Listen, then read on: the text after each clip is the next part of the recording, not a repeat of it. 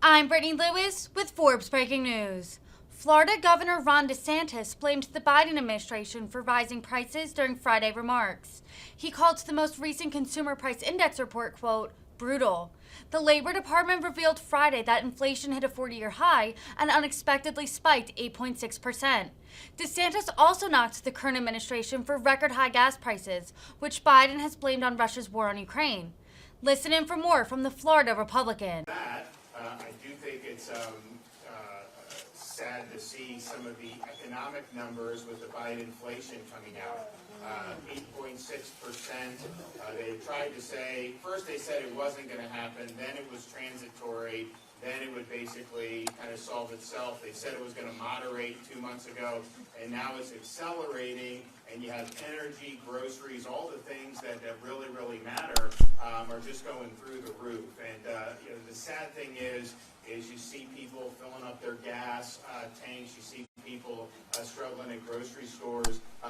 These policies are the results that we're seeing with this inflation report, and unfortunately it's a result of a lot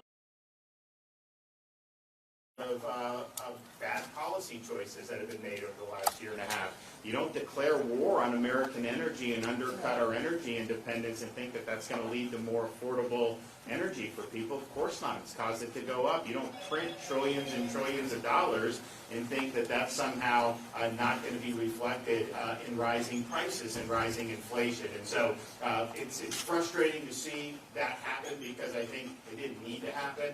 I think it was a lot of getting a lot of things wrong up in D.C. In Florida, we're getting the fiscal right, and we've got a big surplus. We have low taxes, doing great. We just announced all the stuff we're doing for conservation in the Everglades. We're doing more to save the Everglades than anybody's done in the history of Florida. You look what we've done with education, biggest teacher compensation increase in history. You look at what we've done for infrastructure, biggest FDOT budget that we've ever seen for our work program because it's a growing state and you need to make sure you're getting ahead of that.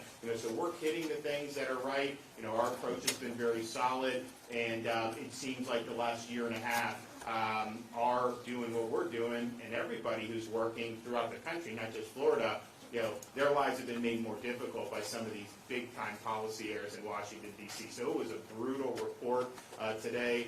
It's one thing to have to deal with this for a little bit if it was going to start going down, but that is not what that report said today, and that just is indication that there's going to be some rough sledding ahead. We're prepared to deal with it from a budget perspective in Florida because we've made good choices. And we've got massive surplus, and we're going to be able to meet our needs and all the services and things people depend on. That's going to be good. But, you just would have done it a little different over the last year and a half. We would not be looking at the level of Biden inflation that we are right now. So some people like me were saying this back at the time. No one wanted to listen. So